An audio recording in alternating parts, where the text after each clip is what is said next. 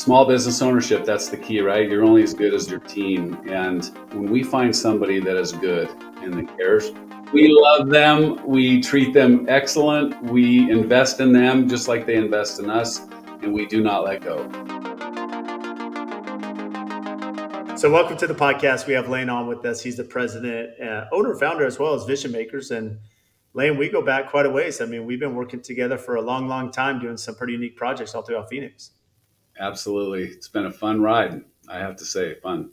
Yeah, you've done some great stuff. And, you know, I know there's a lot in the Phoenix area who listen to the podcast and a lot that you work with already. And, you know, I kind of wanted to dive into, you do so many unique products you source. I mean, you're dealing with a lot of challenges. I found it very interesting, general contractor. I think it's pretty easy for us as the GC that, you know, we call Lane, we get a bid, get out there, get it installed, you know, and it's just like, you know, we're out here just trying to press. We need material, we need it installed, we need to hit the schedule. And on occasion, as builders, we have the opportunity maybe to go to Kohler and see that American manufacturing, see how things are made, right? I meet with you, Lane, and I see the coordination behind as you're working with, you know, different quarries around the world, and you're sourcing this product. And there's so many logistics, and so many times, whether it's the end user, us as the builder, we fail to see kind of that whole line and the work and effort that's put in to run small business of America that you're living. And so maybe walk through some of the challenges, but also the opportunities you have, you know, running Vision Makers. Yeah, thank you. Yeah, we earn our money by making you not feel or see all those multifaceted steps that go on. So if we do our job well, you don't even worry about all that goes on behind the curtain. But that being said, yes, there are many steps involved. We have a global supply chain, literally, where we're extracting blocks of stone from 5 different continents in the world. We have carvers in 3 different continents of the world that will cut, process, form, and shape what we have designed, us or the architect or the designer or the entire team together. And those steps kind of harkens back to my earlier career when I was in the corporate world. I was in supply chain management and logistics. And so I was importing and exporting products all across the world for Walmart International and different companies like that. So it just became a natural process for me is to get goods from A to B will require customs. It will require different ocean freight, sometimes trucking freight, other times the appropriate documentation, but to do it in a professional manner so that, again, we eliminate unforeseen losses of time and troubles. But it can become complex when you have, you know, pirates and war and in the ocean lines with cargo and different things like that, strikes, ports, you know, all those kind of things can make everybody vulnerable in this world. And we're not exempt from that from time to time as well. But so far, so good. How do you walk through the complexity of pricing? And the reason I say that, because it's one thing if you're just a supplier, you know, you're working with manufacturers, you're supplying maybe a distributor. I think what's unique about you, Lane, is your turnkey. So you are actually doing the install. Like you'll come out and you're putting in the fireplace around, you're putting in next to your limestone. When you're pricing a project, you're trying to figure out, as you mentioned, you have carvers in the area, you have product, you have shipping, freight. You know, you mentioned the strikes and natural disasters that can happen in the ports that create challenges there. But you're also managing the labor side, which is unique. So you know, that turnkey that could be pretty long window from when you bid something to install, any secrets to how you figured a recipe for that? Was it just failure, you know, after years of pricing? I mean, how does it look today as opposed to when you started? Great question. There's not a simple, easy question for that because there's many variations, as you kind of alluded to, Brad. But basically, because we own such a large portion of the process, there are many companies in Arizona and beyond that just are the retailer. They just sell the stone from a beautiful showroom, but they're not involved in the installation and the labor. They kind of hand that to you, the builder, and then it's your job to go out and find the next party down line and then put all that together and make it work seamlessly. And we're known to be the builder's best friend. And most of our builders feel, see, and value the difference between having a company take this from A to Z for them versus having to put the pieces together themselves. And we found over 22 years that by doing so, we save lead time, we save lost interpretation between having more people involved, and there's usually a price savings, and there's a greater efficiency in the whole process. So we've often become known as like the builder's best friend in the world of stone, because they don't have to worry about near as much of that, because we do it all. And that formula that you asked me about it can become complex.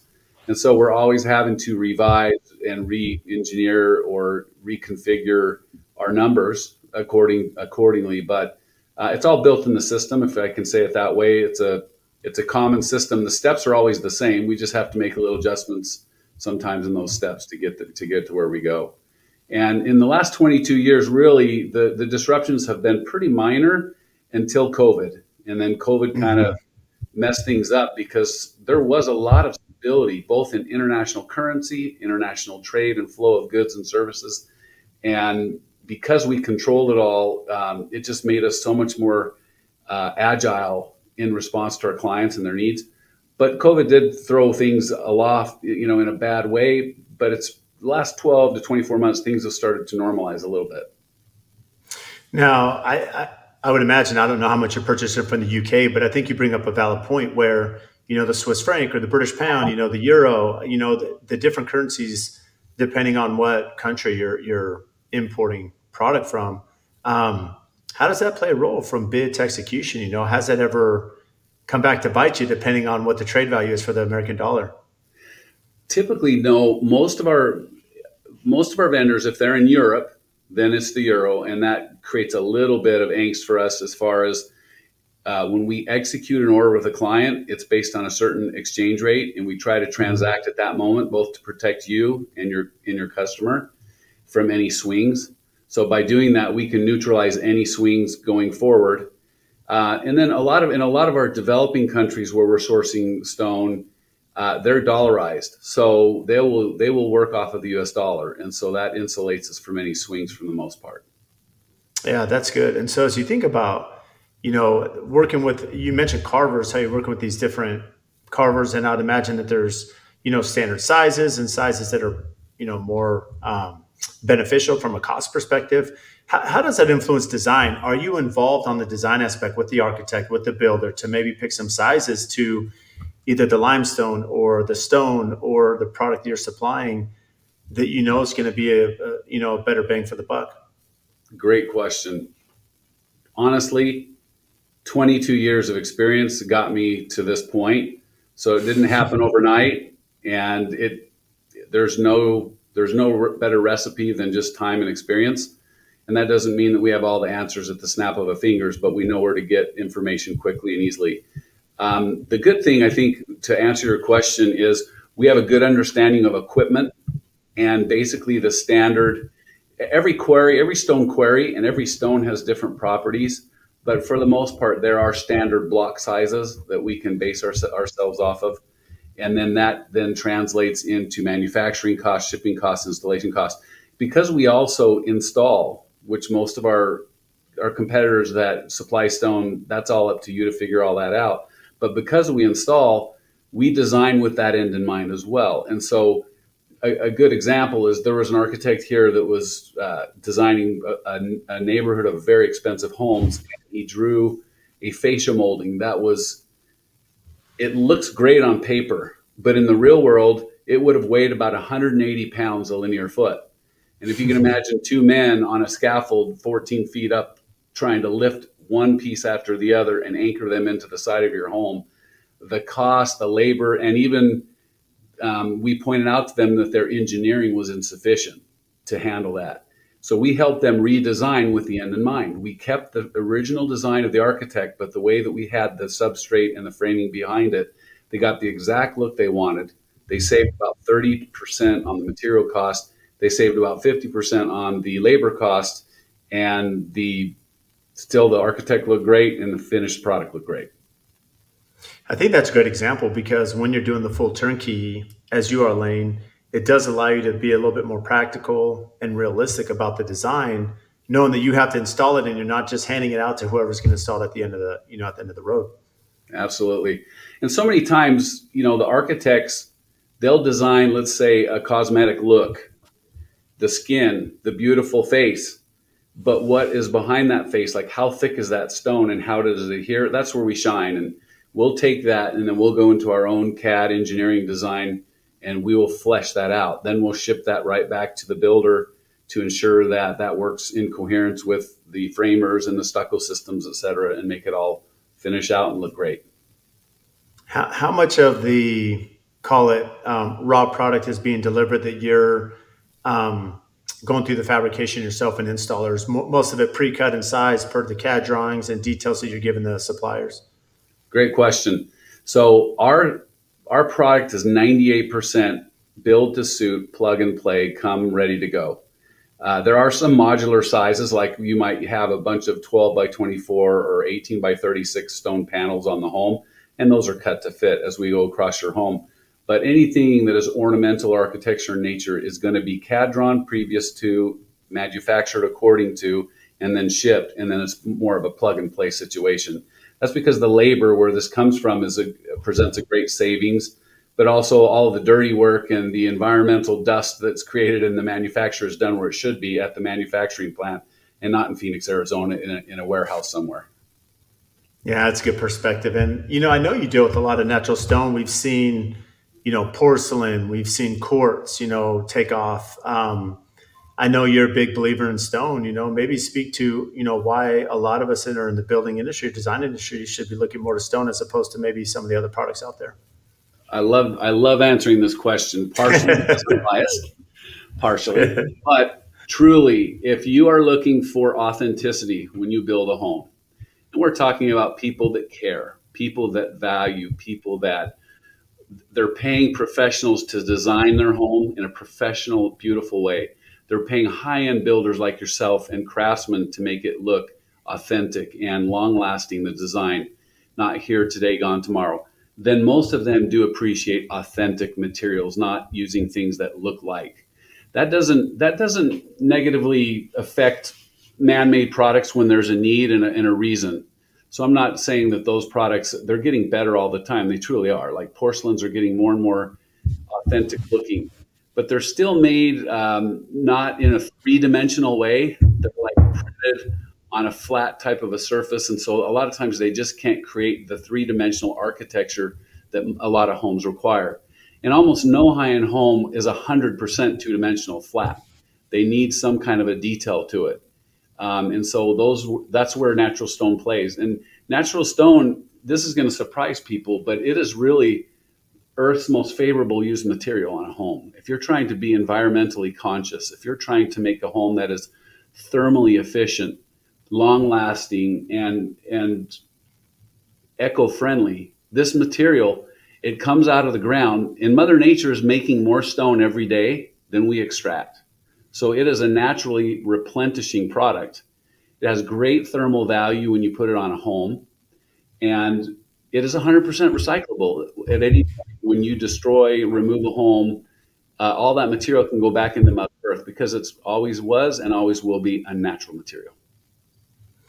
Yeah, I love that aspect. And the reality is, as you explained, I mean, you explained it greatly. And, there is, I would say some pushback, not major pushback, but, as carbon footprint's been kind of a big topic, there definitely could be some some people pushing back saying, well, if you're, importing stone from Italy, from Portugal or Turkey or something all the way to the US, there could be some form of that. But to your point, Lane, I mean, there's a lot of places in Northern Arizona, Mexico, that's not too far, where you're probably sourcing some of your product that is natural to the environment. And again, it kind of offsets that carbon claim, if you will. There is some of that for sure. We are not, in the United States, the craft of three-dimensional stone is not what it used to be because of labor cost. So there is an element of locally sourced stone that still exists, especially if it can be cut and minimally worked with hands. And so that will and continue, I think will continue to be an important piece to meet those needs that you just mentioned, Brad. However, at the same point, distance be darned, if you bring something from across the world, the only true carbon footprint you have is on the freight. Mm-hmm. The manufacturer is much less because we're not manufacturing. We're just cutting a block of stone out of a mountain. So the carbon footprint from the manufacturer, no matter where it's done on this world, is far less. And then you have the freight cost. So there is some, exorbitant, maybe freight versus getting something locally. But when you trade and sum those all up together, it's pretty negligible. And so its other benefits are outweighed. Something to consider. Yeah. There's definitely a No, solution to all needs. I think it's very valid because the reality is, especially if it's come from Europe, I mean, you are traveling via ocean, right? Via boat. So, I mean, it's going to be fairly minimal, I'd imagine, as a part, as opposed to your point of the manufacturing is done locally. I mean, it's Yeah. pretty minimal to carve into the mountain. And, as you alluded to in the very beginning, there is something historical, natural. I think any of us that have been fortunate to go to Europe and you see some of these hand carvings, you see, I know you've been big on this, religious symbols and other things over time. I mean, you see some of these open. I'm a huge proponent of, Rome and Paris and some of these beautiful cities, and just seeing that stone, how it stood for a long, long time. I mean, and to see just the amazing architecture, to me, it fascinates me that, it is a product that'll stand the test of time, as opposed to a lot of things that were installed today that don't have a very long shelf life. Well, so now you're talking my language, brother. Now you're talking my language. Those things I love. And I can't tell you how cool it is to have a homeowner that says, oh, we were vacation in Tuscany and I saw this beautiful fireplace in this museum or in this old hacienda, and I took a picture. Can you do anything like this? And we say, we can do something exactly like that. Mm-hmm. And not just exactly like that. If you want it in a different color stone because it's going to better fit the color of your room, we can do that. We have Mother Nature's box of Crayola open to every color that Mother Nature offers. And if we have time and budget, we can do it. But it's really fun where you're able to offer the clients a discussion point that might recall a significant memory in their life. Oh, on our honeymoon, we saw this picture. Can you do something like this? And we can do it. That's what's beautiful about stone and our ability to customize. We can create almost any vision you want. Well, and I love that you bring that up because, as kudos to you, a little plug here for you, Lane, which over the years, you've done some incredible projects for us. I mean, not just from the exterior, but also interior, from fireplace surrounds. And, specifically, we had this award-winning home in downtown Phoenix with Robert Berg many years ago. This is 10 years ago at the Chateau. And I remember your team coming in and installing this fireplace, this stone fireplace surround that was mirrored after a project they had visited, back in Europe. And the level of detail and precision and hand carvings, it's just something that you can't mimic that. You can't make that without anything else besides natural stone.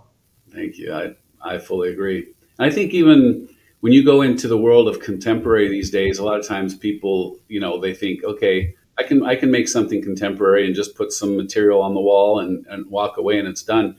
But the beauty about stone is okay, maybe we're not going to carve that stone into a molding or a cornice or a parapet or a cap, but we're just putting a flat, sleek looking limestone or marble down the side of a home. But the stone speaks. Even though it's two-dimensional, you're looking into a product that is millions of years old with different veining and strata and history to it. Sometimes a fossil or a relic is embedded. And I just love it because sometimes you let the carving speak for the client in his design, and sometimes you let the stone itself speak. It's just a beautiful medium. Well, something that you and I both deal with too in Arizona that is, I would imagine other areas in the country deal with the same thing, is some HOAs, they don't allow faux stone anyways. You'd have to have a natural product on the exterior as part of the HOA requirement. And in some of the projects I built, it's not like you can't have a beautiful design with synthetic product, but when it is real stone, when it is real brick, there definitely is a character, there's a feel, there's a look that is much different to manufactured product that's out there. Well said. There is a certain sophistication that a client needs to embrace when dealing with natural stone. It's not man-made, therefore I'm going to bring this stone and it's going to come in Tuscan white number 425 from Sherwin color chart, right? Yeah. Every block will be a little different and every piece from piece to piece. And so there will be that portion of purchasing the material that will be a bit of a embrace and variation. And as long as customers know and see that and understand that, they'll be happy with it. But a lot of the man-made products, like I remember when that veneer stone was being built, I'm walking by a lot of buildings right now where you see bubbles, and you start to see the repeated molding size of stone repeated over and over in the wall and things like that. And you just never have to worry about that with natural stone. There's no worry. It's authentic. So you bring up a valid point. I think one of the concerns, and maybe this is, I call it the con, if you will, as we're looking at the pros and cons here, Lane, walking through this discussion. But, one of the pushbacks I'm sure you get is, okay, we're going with natural stone, so it is natural, right? It's depending on how it's coming out of the quarry. You may have a sample that you have at pre-construction. Now we're going to install. Clients like, wait, something's different. I mean, I've dealt with this all throughout my career. How have you bridged that communication with the design team, with the client, with the builder, to say, hey, this is a natural product. There are variations as we install it. Even if we're going with like a white limestone, there could be blends here, right? And not everything God's created just perfectly in its uniform texture. It doesn't come out of a manufacturing plant as much as we wish it did. That's exactly right. So a lot of this process is as a team with the interior designer, with the architects, with the builder, and with us, is to help educate and set expectations with the customer. If we're not able to set expectations with the customer, we stand the risk of getting them upset or not prepared for what they're going to encounter. At the same time, we do every effort we can to match their expectations, and we have lots of great communication with the quarries and with the cutters to try to minimize that X factor for them. And there are even times where we're like, here's your sample. This sample was cut 7 months ago. And if you are really, really concerned, we can have a courier piece of stone flown from wherever the origin is here. And we'll say that's 2 weeks old. That's not 6 weeks old. So it'll get even a little more of those question marks answered before we get started. So there's a lot of ways we can control and minimize it. Maybe not 100%, because natural stone and Mother Nature can be a mystic figure. But that's, again, what we try to embrace. Just like those pair of jeans that everybody loves. Yeah, it's might be a little dyed and faded here and there, but that's why we buy those jeans, right? They have their own character, and hopefully they understand that. And if they do, they'll love it. So speaking of character, things do change over time depending on temperature, humidity, weather, sun, as we have in Arizona. As you look at these natural stones, how often are you advising clients that maybe they should put a natural sealer on it, that they should protect it, that they should maintain it? What does that look like? Are there variations of maintenance that you would recommend depending on the product chosen? Absolutely, 100%. So a natural stone sealer is always required in high volume horizontal surfaces. If you're worried about something spilling, water setting, a wet dry effect from the sun and the heat, you want to seal that material.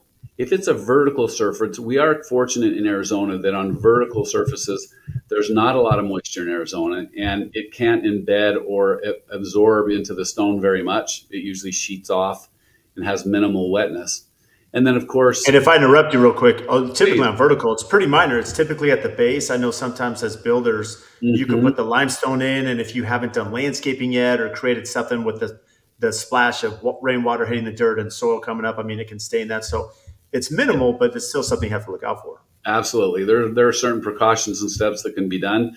A lot of times it can be cleaned off after the landscapers are done and everything, and then remain in its natural state.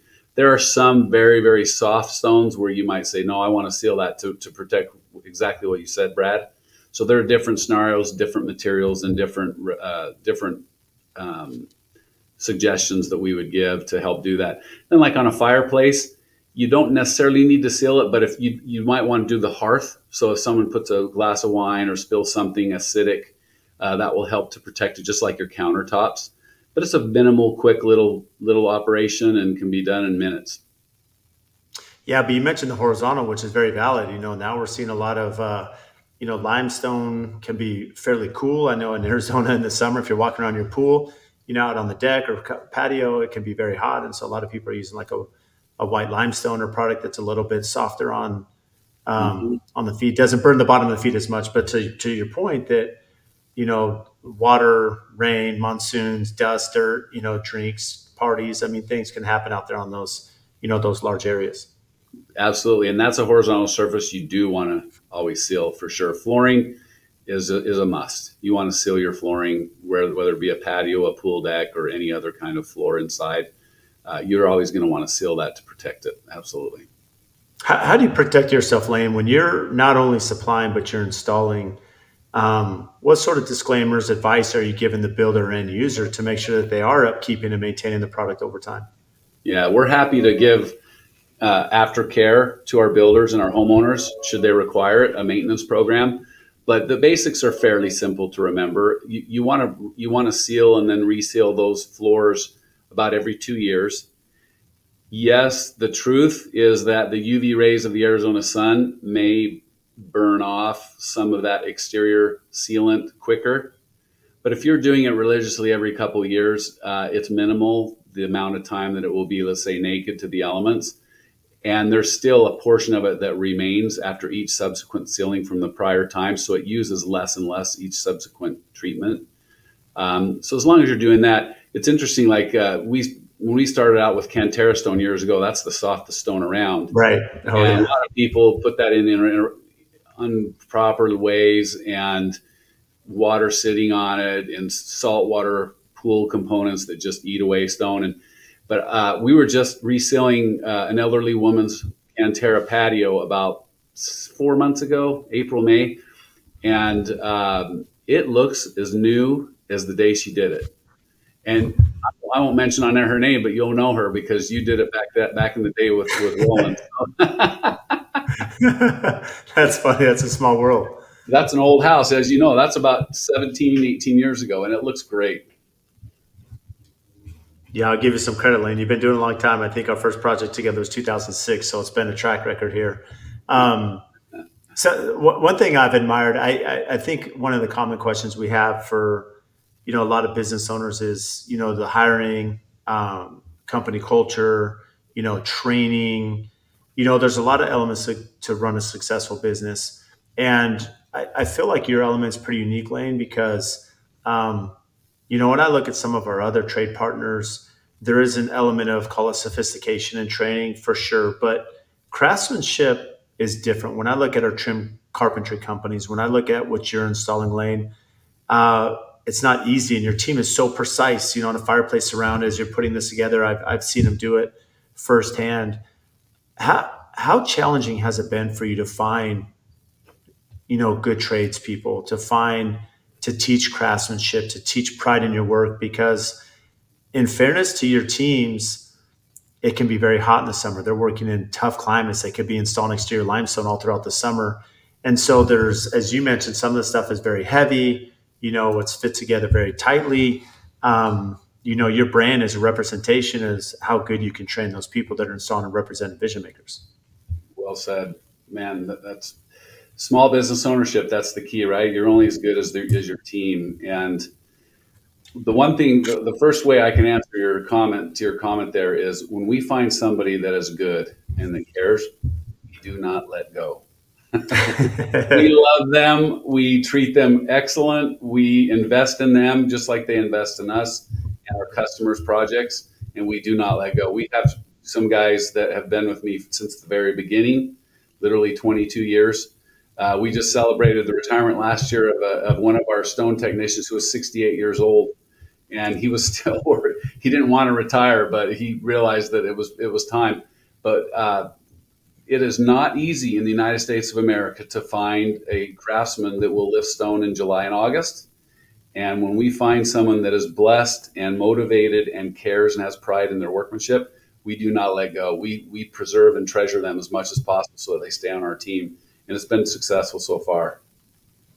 That's amazing. So when you mentioned that, you don't let them go, what are some of the, advice? Like, how do you do that? I'm sure financially there's probably an element to that, but how are you creating that, that value proposition for them? Yeah. First of all, I will say that in our industry, and Brad, you're probably aware of this somewhat, that sometimes people are looked at as a production commodity. Oh, I need 2 more crews to frame the house. Go hire somebody that's out for hire, like guns for hire. And I'm not minimizing the need to do that. I'm just making a comment that there are times where we get a little bit of a bad rap, and there are times where, yes, some people are treated a little bit like a commodity. And I quickly realized, just from my own experience, that I don't enjoy my job if I don't enjoy my family.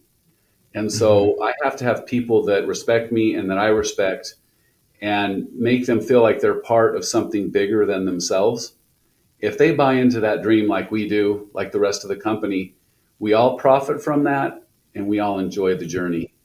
And like you mentioned before, in July and August, we've done a couple jobs where we're lifting, 18 by 36 pieces of stone that are 85 pounds. And a homeowner comes in and complains that the two pieces up there, 14 feet high, are too dark and we need to take them down. And that's hard sometimes to tell the craftsman that's been working all day. But if we're all bought into that same vision, if we're all trying to be something that's bigger than the sum of its parts, and we have pride, and we want to end up with something that we're all proud of, it's worth it. And those people that are aligned with that thought, like I think, they're the ones that are on my team, and those are the ones that stay with us. Well, I mean, laying in credit to you, I mean, you built an incredible business. I mean, I know everyone that works for you, they're incredible representations of vision makers. You mentioned early on that you started in, supply chain management, and it's a very complicated career and field. I know when I was in college doing construction management, we had a few of my peers were doing supply chain. Um, what made the transition? And the reason I bring that up is because, you mentioned you were sourcing for Walmart. You probably worked for some big companies. I would imagine had some stability to some extent in your career. And you come into the construction field that is not stable. It's not easy. We're speaking, not only are you dealing with the small business aspect, but you're dealing with the labor aspect, you're dealing with the cost aspect, you're dealing with products that can fail over time, you're dealing with the client, the end user. I mean, there's so many different elements, and anyone listening is involved in construction. It's definitely a hard business to choose. So, glunt for punishment, what made you leave this corporate job and say, okay, I'm going to go into the trades? That's a great question. Oh, I just remember my father and I looking at me when I told him what I was doing. He looked at me and he just kept shaking his head. He couldn't believe it. And when I went to my last boss before I went out on my own, great, great boss. He was the CEO of this large supply chain company. And he said, "You have a great future and path here. And what are you doing?" And he goes, "Where are you going? You must be going to a competitor." And I said, I was working for a company that did subassembly work for Hewlett Packard, Cisco Systems, and Dell Technology, things like that. And I said, "I'm not going to work with a competitor. I'm going to start a stone company." He looked at me and he wouldn't believe me, and he kept questioning me. And he goes, "You're telling me you are going to go from the digital age to the stone age?" That was his quote. I pinned that up on my wall to remind me. Uh, it is. I mean, first of all, you don't have big corporate layers of resources and, oh, this is my Mhm. job in this cubicle. I do this and you do that. And everyone kind of has their piece. I got into a small business where we did it all, and I wore 10 hats, and it was a lot of work, especially those first 10, 12 years. 70-hour weeks were very, very common. And it was tough, but I don't know how to say it. I was passionate about it. I saw success very quickly. We helped redefine the niche industry we were in Arizona. I can say that confidently, that the way that things were versus the way that we introduced them and they evolved, we had a big hand in that. And I'm just real proud of it. And so when you do something like that, it doesn't feel like punishment and work and complexity and difficulty. It feels rewarding because you know what's coming out the other end. So, but even to break that up, apart a little bit, I mean, laying to your point, I mean, your boss is telling you you're going to the Stone Age, so he's giving you a hard time. Why stone? What was it? Did you have a history there, a background? Like what was passion or gave you the idea to be like, hey, I think this is something I could be successful at, especially because for anyone that's seen behind the scenes from the builder side, I've sat with you in your office, I've been in the field. Hmm. A lot of this is more complicated than people realize. This is not, an easy business to run. Truth. I've always been passionate about international business. That's what I got my master's degree in, and that's what all of my jobs in my career before doing this work. And stone, as you know, is a very, very global commodity. It is, there's not a piece of stone in your house or my house or anybody listening that doesn't come from another country. There's probably some US stone in your home, but there's probably countertops from Brazil and marble from Spain and who knows, something from Italy or from China or just from wherever. And that creates its own complexity. But I just always had a passion to utilize my knowledge of working in foreign markets, and my experience was in logistics was how can you get from A to Z more efficiently, more effectively? How can you compress and simplify the supply chain and make things easier at the end? And again, to your opening statement, hopefully you don't feel all of the complexities that we go through every day to make the end product show up and be beautiful and everybody be happy. The less you feel, the more successful we've been. So hopefully we can shield people from all of that.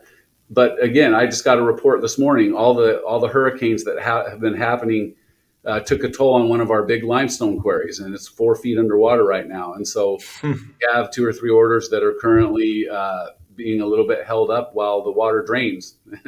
And so there are some things that just 100% cannot be controlled, but you just have to be on top of it, react as quickly as possible, and keep clear, open communications with your customers so that they trust what you're saying and they're comforted that things will get under control soon enough, and we'll get it done.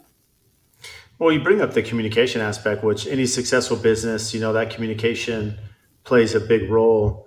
How do you bridge that when you find out about a natural disaster? And I would imagine there's some understanding to some extent. And the reason I say some extent, and I don't want to say sarcastic there, but maybe a little exaggerated, is because, the reality is some builders, some clients, would be like, that's great that this is happening, but these are the deadlines that, why wasn't this ordered sooner? Why wasn't it here? Why wasn't it stocked right? You understand the conversation. You and I deal with this all the time. Yes. So Yes. So walk through just that communication, how you stay in front of it, and maybe you kind of, I don't want to say dance around, but at least try to work around and, find solutions to get around some of the predicaments that are out there. Yep. Thank you. Good question. Basically, Brad, we have a good staff. We've put a lot of time training them and from the day one, when they walk in for orientation at Vision Makers, we say, we are not a dashboard contractor. That is not who we are. We are a business. We are a business that is based on saying what you do and doing what you say. And when we make a mistake, and we will, nobody's perfect. We will atone for it. We will fix it quickly because we're monitoring things very, very closely. So when there is a mistake made, we're ready to try and correct it because things do happen. And we have people assigned to every project. We don't just have installers out in the field, but we have a superintendent that will be at your job site 3 times a week at a minimum. And he'll be contacting with the homeowner or the builder, whoever is his direct contact. And their job is to try and preemptively contact you before you have to contact them.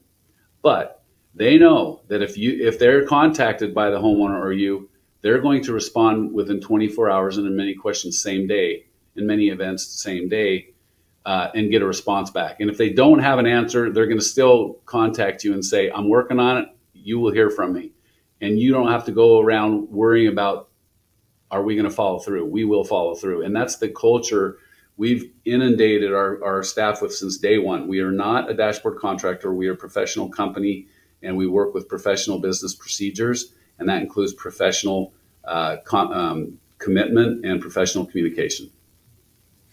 Yeah, and your client base, as you mentioned, I mean, you're targeting those clients that really understand that you are a small business, not just a phone call, not just another number that goes into the build.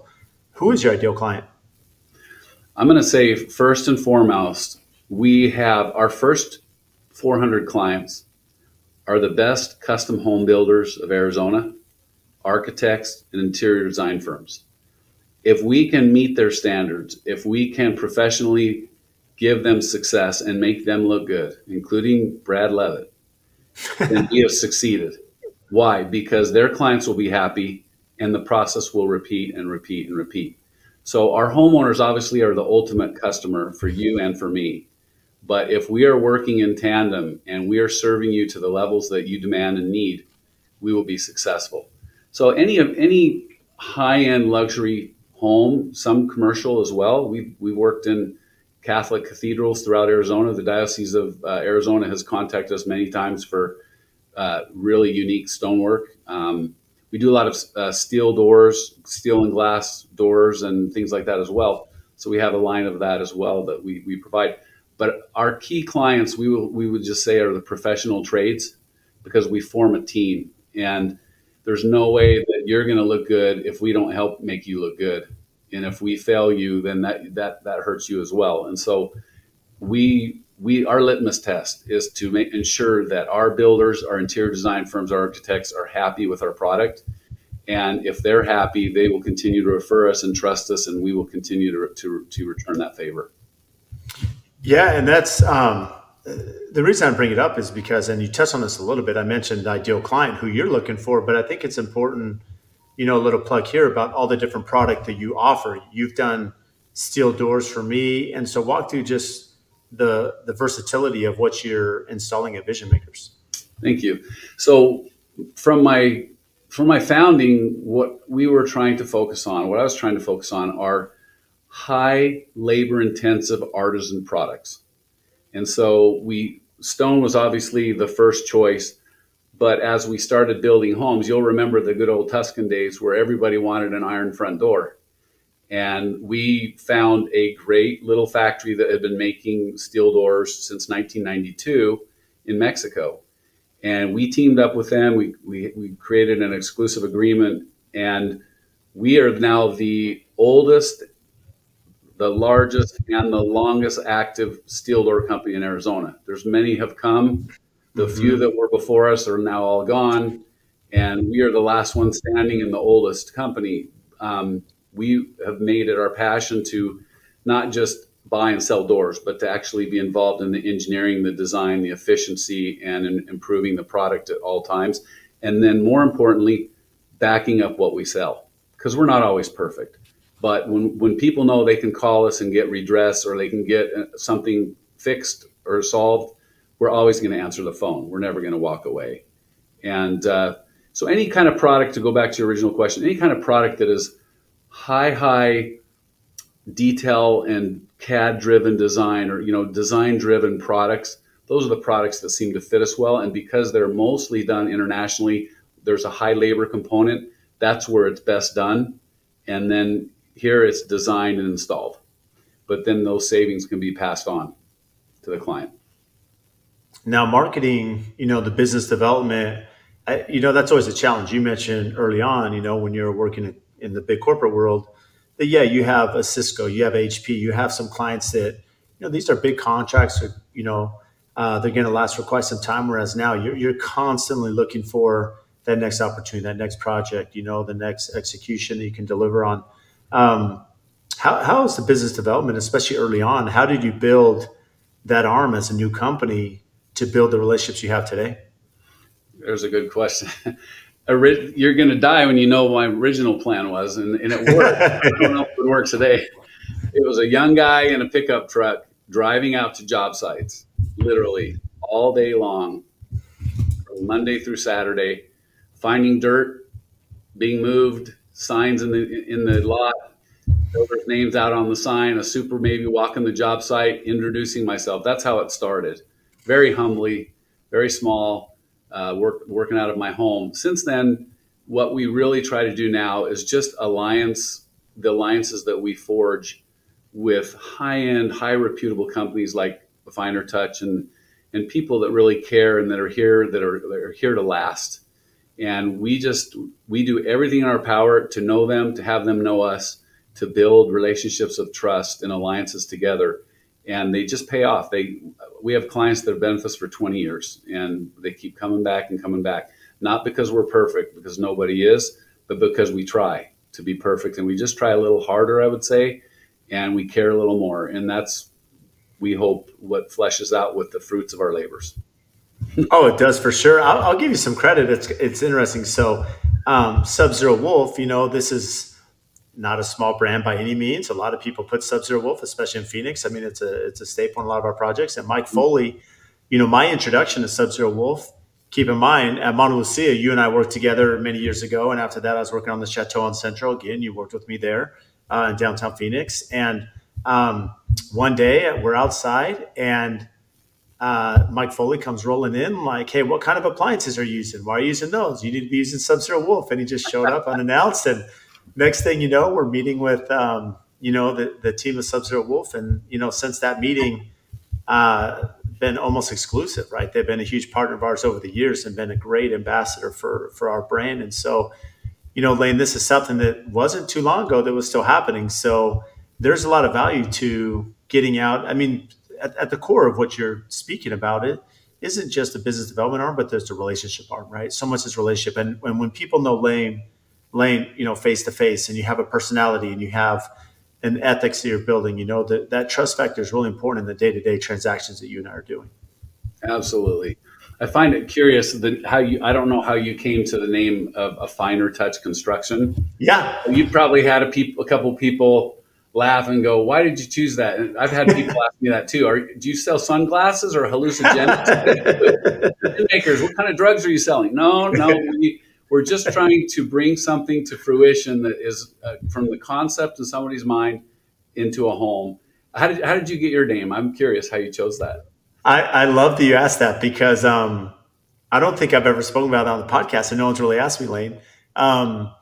When we were going through the name creation, it was Dave Clark and I don't know if you knew Dave at the time, but Dave and I were kind of going through it. And one thing which sounds kind of funny, but just at its core, we were like, we want to pick something that starts with A. The reason being is A and then a space. So if you were like AAA construction, yeah.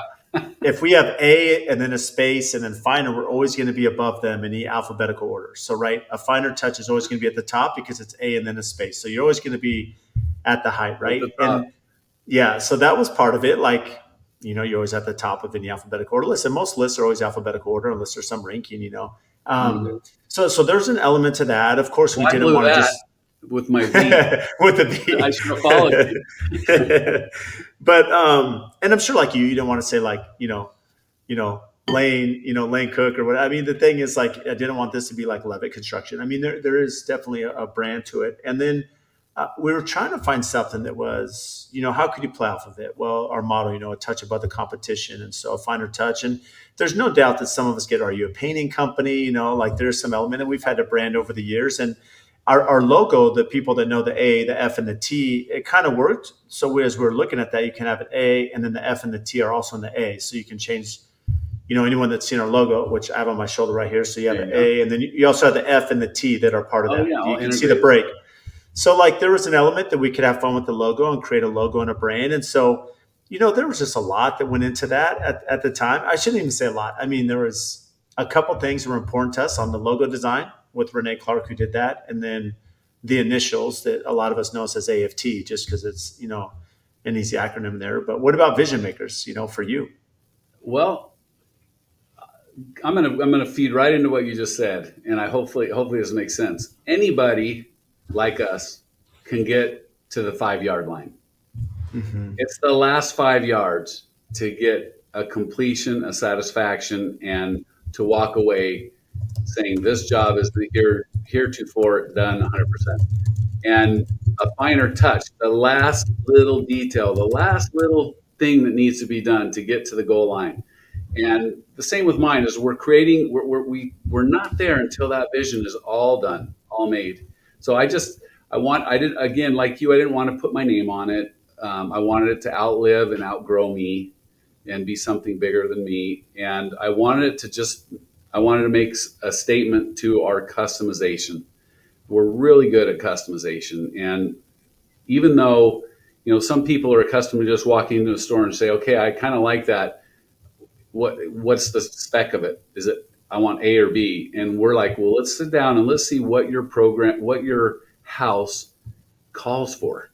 So maybe that 12 by 24 doesn't look right. I've had a couple of jobs where they have these big columns running across. And I'm like, well, I was just about to buy the 12 by 24s at the store. I'm like, wait, we have with the cutters. We need to make that a 14 by 26 because that piece of limestone is going to fit right over the width of the column with one piece, no seam. It's going to look way better, and it does. That's a little nuance that people might not take into effect, but that's what a vision maker does, hopefully, without hallucinogenics. Well, I love the Vision Makers International because you mentioned early on that you have this, um, desire to do international business, which you've done very successfully. And then the Vision Makers, as you mentioned, there's no limit.